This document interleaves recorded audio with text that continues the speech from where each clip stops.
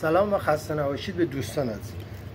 دوستان ببینید این دینام کولر، خب ببین بعضیا میان این ور با اون ورشا بربرنگی میکنه. خب بربرنگی یک حالتی داره که وقتی میخوای جا بزنی پلاتین، این پلاتینه، خب پلاتین گیر میکنه به بربرنگ. خب به بربرنگ پلاتین گیر میکنه، وقتی گیر میکنه پلاتین رو ناقص میکنه و بعد از اینکه میخوای یه عیبی پیدا کرد خواستی اینو عوض کنید، تعویض کنید، دوباره باید چیکار کنید؟ اینا داغ کنید، یعنی این در را داغ کنید و دوباره جا بزنید. خب این عمل باعث میشه که شاید حرارت کار ما به این سیم پیچی بخوره و مثل که این سیم پیچی ما را سوزونده.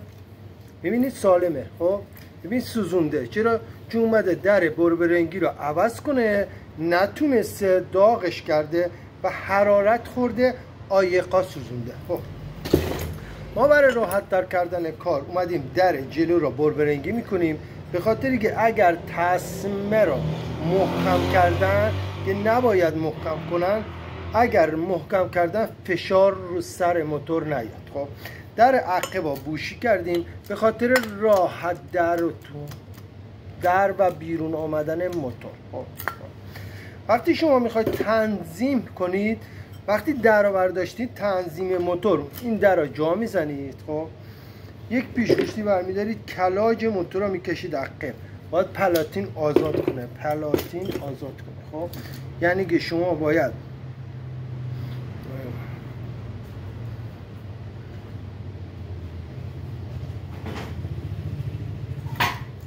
وقتی شما برداشتین باید این پلاتین که به این چسبیده کلاج آزاد شه. وقتی این کلاج آزاد کردید، نگاه کنه پلاتین درگیریش داره. یعنی چه؟